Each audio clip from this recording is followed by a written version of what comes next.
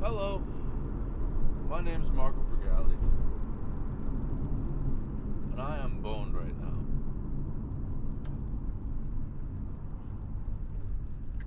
The reason I say I was boned, I got stuck behind a bus.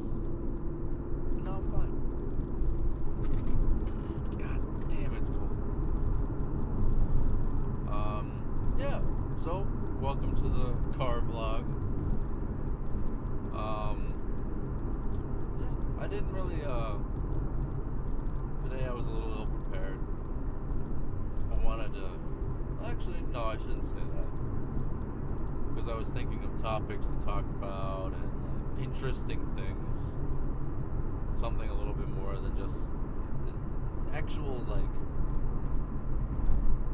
I don't know, topics. Not just, hi, my name's Marco. This is a little bit about me. It's not your college icebreakers class.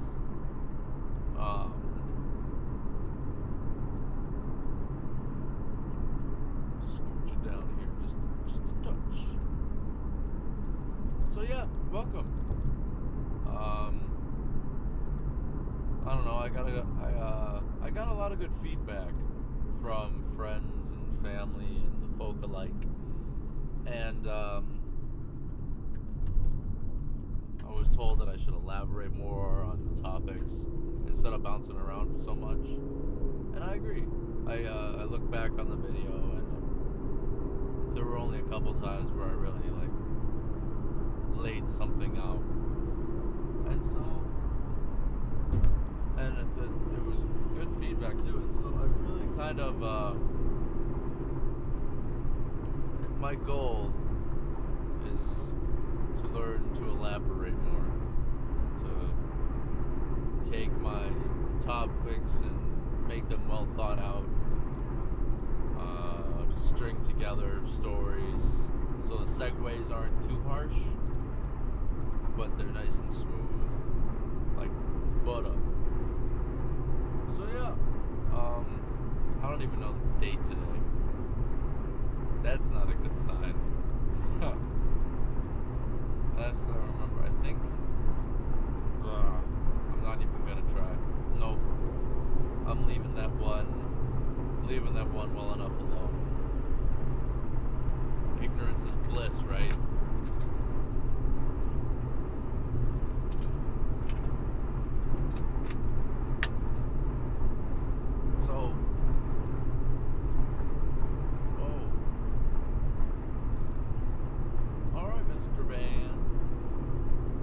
Watching this minivan in front of me just veer back and forth in the lane, so it's a little unsettling.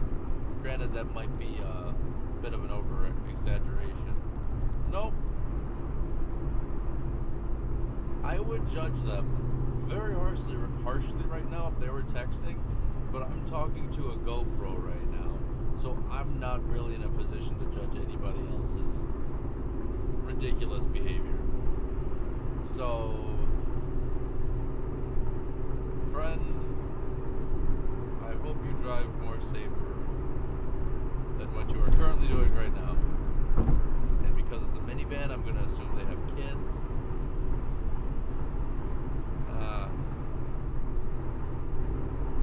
That's always the worst.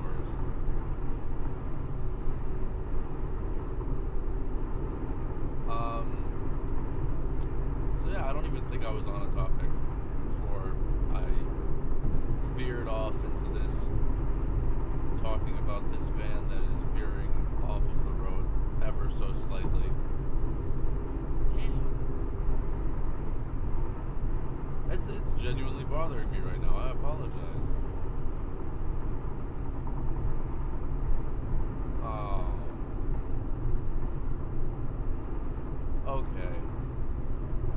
So, I'm saying this as what I just witnessed. This woman was driving her minivan, and she was texting at the same time. Don't text and drive. If you need to text someone that badly, you can wait till a red light.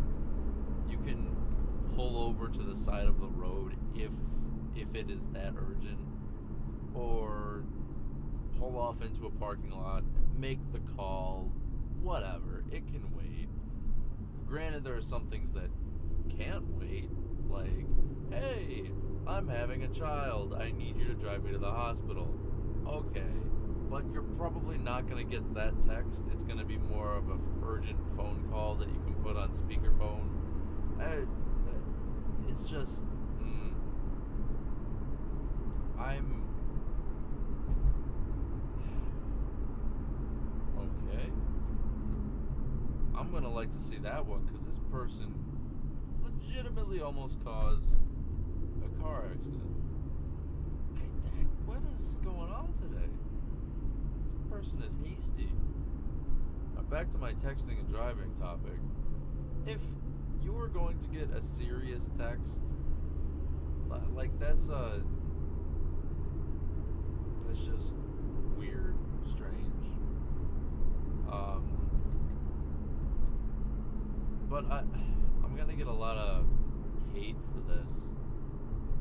But I remember a group, it was a long time ago, a group of kids, they were driving and texting and veered into oncoming traffic while they were texting. And I'm pretty sure they all died. But I'm kind of the mind, like, of natural selection taking place only with modern technology. Call me dark, call me critical. If you do stupid things when you're operating a piece of machinery, heavy machinery, that probably weighs roughly a ton, what else can you expect? I don't know. I guess I kind of enjoy playing devil's advocate, but in some scenarios I just don't feel bad, because they, from what I've been told or the amount of information about the topic, I feel bad that they passed on. I feel bad for their families and stuff, but for them, you knew the consequences. You knew what you were getting into, and you messed up. I don't know. I feel like this is taking a dark turn, so I'm just gonna end the topic there. Feel free to disagree or agree with me. Or if you want me to discuss it more, let me know. There are a lot of factors involved in those scenarios, and I'm not gonna disregard all of them, or disregard and say that they're all the same. But nonetheless, I'm gonna end the topic because I feel like it got very dark very fast. So, god damn. Sorry if it looks like I'm having a tough time.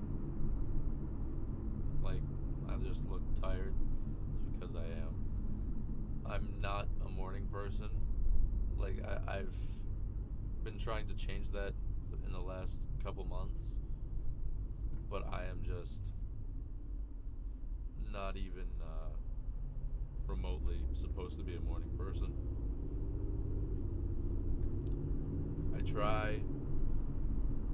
I'll continue to try, but I can guarantee that it probably won't stick as much as I would like it to. Because I can go to bed, I can get into bed around 12:30, and then I'll just lay there, just doing nothing for an hour and a half. And it's not like I need that time to get tired. Like, I can fall asleep instantly if I'm physically drained and just mentally incapacitated. But if I just bum around for that day and have all this energy left, it's gonna take me a long time to go to sleep. And unfortunately, that's the case for yesterday. So What are you gonna do, right? Don't worry if it looks. I'm not falling asleep on you. I promise. That would also be a very bad and silly thing to do in a car. Sleeping while driving.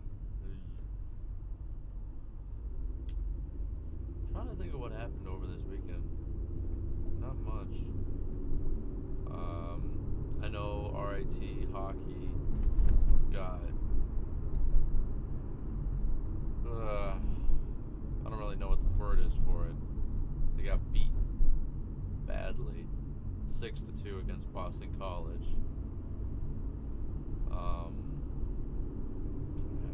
I worked Friday night for a few hours for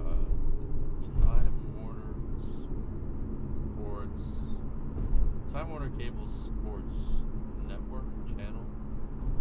I really should look that up because then I can actually tell you what it is.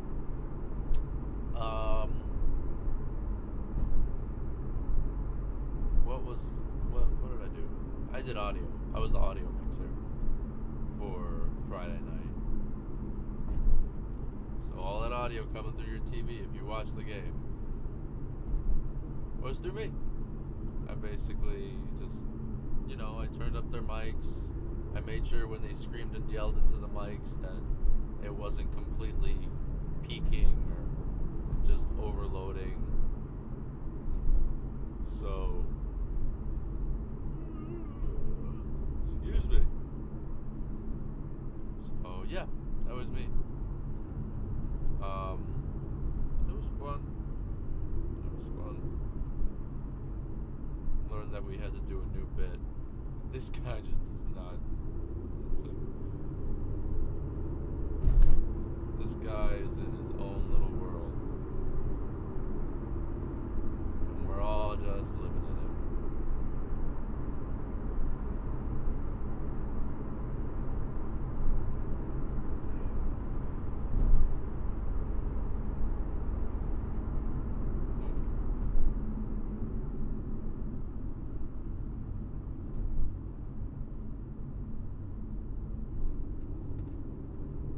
Ronnie's toy.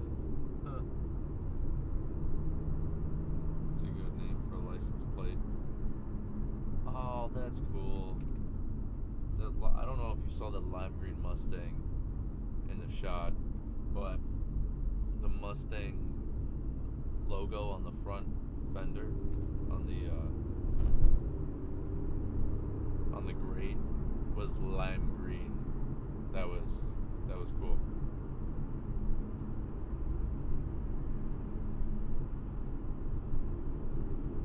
So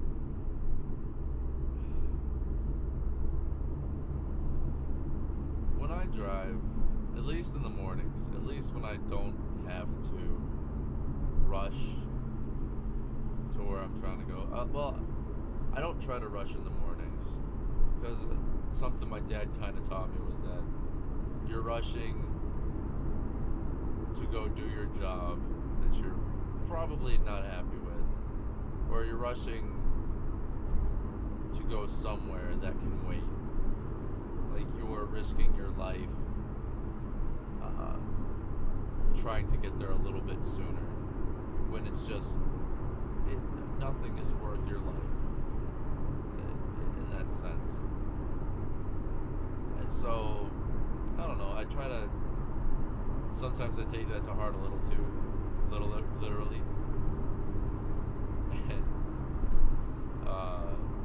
But it makes sense. Like these people that speed in the middle of the morning when it's heavy bogged down traffic and they're weaving back and forth between cars, it's just unnecessary. Like I understand some like that urgency.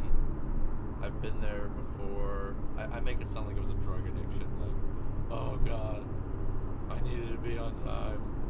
It's like if you're on time, you're on time. If you're late, you're late. It's one of those things. Everything will work out. It's not worth losing your life over, and so or causing someone else to lose theirs, for that matter.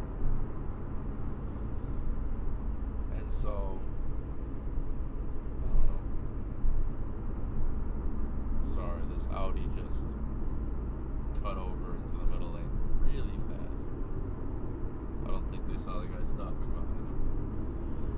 Anyways, sorry, I'm doing a lot of more driving than I am talking today. People are not. Unfortunately, other people can't follow suit. No, I'm not going to put myself on a pedestal. Say I'm the better driver, but some people are just not driving well this morning. And it concerns me. So anyways, back to the topic that I was so rudely interrupted on. Rushing through bogged down traffic is not worthwhile. You're gonna get stuck. Don't fight it. Don't be rude to other people. It's not that hard, right? If it's bad in the morning and I'm not in a complete rush, I'll take the slow lane. I'll take the right lane and let people in. I don't mind. But some people that stay in the right lane just have no. I don't want to say that they don't realize what comes with it, like the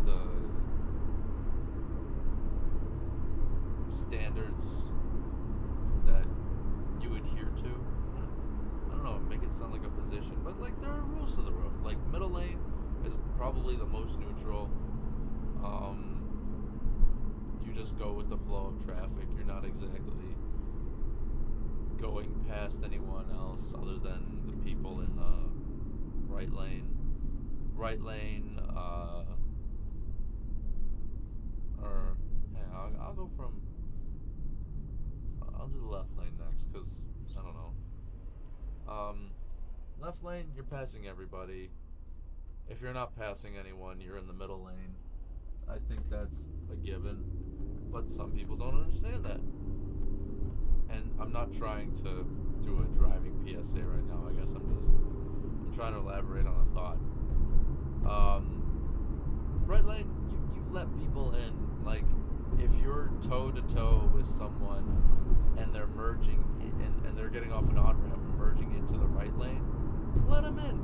Like, if you need to stop a little bit and that's gonna ruin your day, sorry. I don't know what to tell you. Like, that's. You'd rather cause a car accident or cause them to lose focus of already trying to get into the spot that you're currently in and just give them even more of a hard time. Like, no, why would you do that? You gotta, it's weird. It's like right lane is kindness, middle lane is just neutrality, and left lane is just complete aggression. And so, I don't know,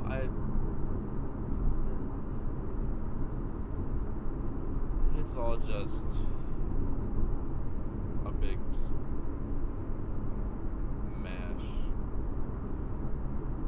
When those rules break down and society falls apart and anarchy takes over. I'm joking.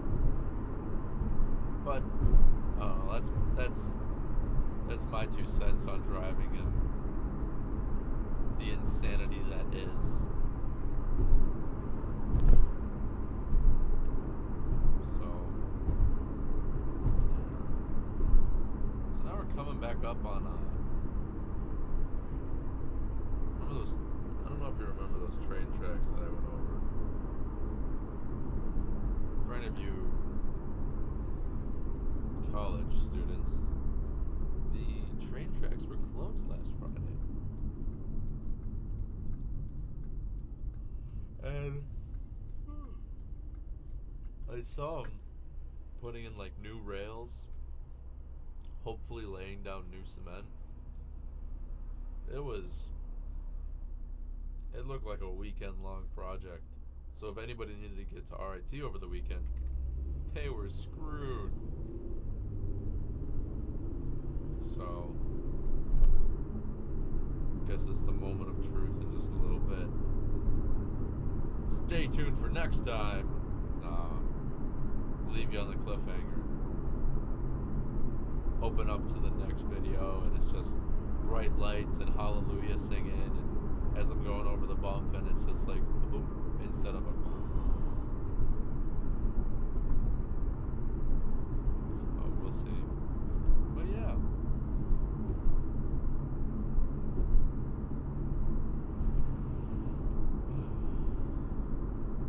I'm really excited for this. I don't think you guys understand. Every time I go over these railroads, I always bring my speed down to like easily 5 miles an hour. Like I almost come to a complete stop essentially. So, all right. It doesn't look that different. Oh. Oh no. Ooh. Ooh, that's pretty. Oh my. There's some George Takai for you. That was fantastic. They actually fixed it. Holy shit. Ha! That's great. I'm gonna have to put some hallelujah and lights in post just for shits and giggles.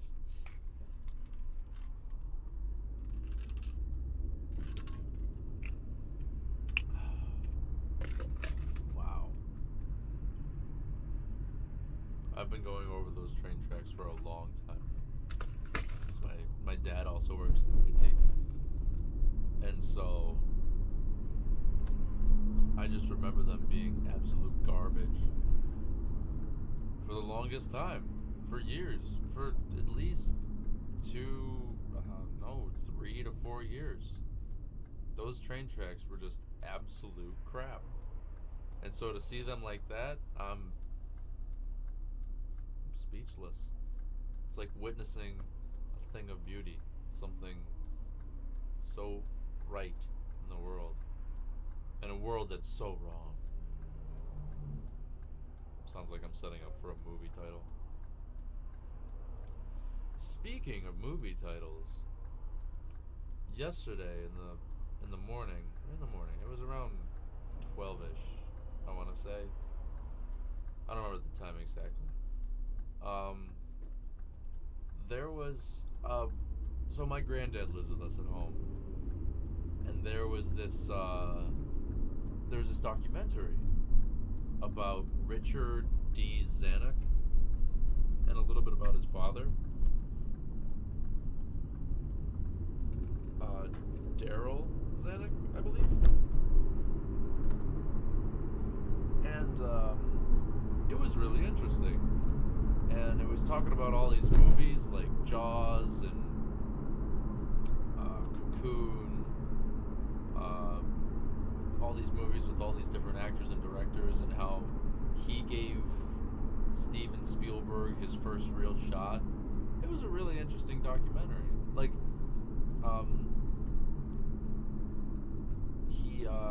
he gave Steven Spielberg his first real shot, and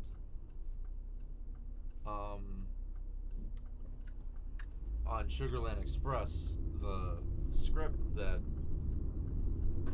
Spielberg was selling to him, Richard Zanuck, and Zanuck ended up picking him to direct it. It flopped in theaters, or it didn't do well in the box office at least. And then Jaws came along, and Zanuck wanted Spielberg to do it. And so Spielberg said, sure, let's do it. And like, he didn't realize just the mess he was getting into, because they didn't want to film it in a pool. They actually wanted to film it in the ocean, because they didn't want it looking like a lake.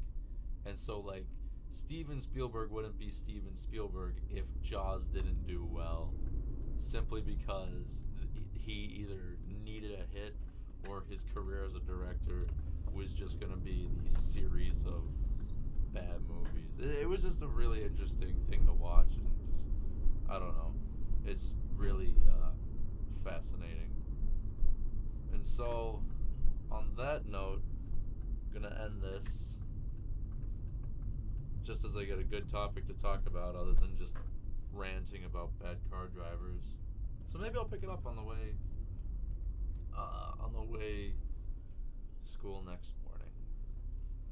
So, alrighty. Well, thank you very much for joining me. As always, it's been a pleasure. If you're stuck around this long, thank you very much for your patience and time. If you enjoyed it, leave a like, subscribe, comment. Maybe I'll talk about something that you'd like me to. Let me know. All right. Thank you very much. Take it easy. See ya.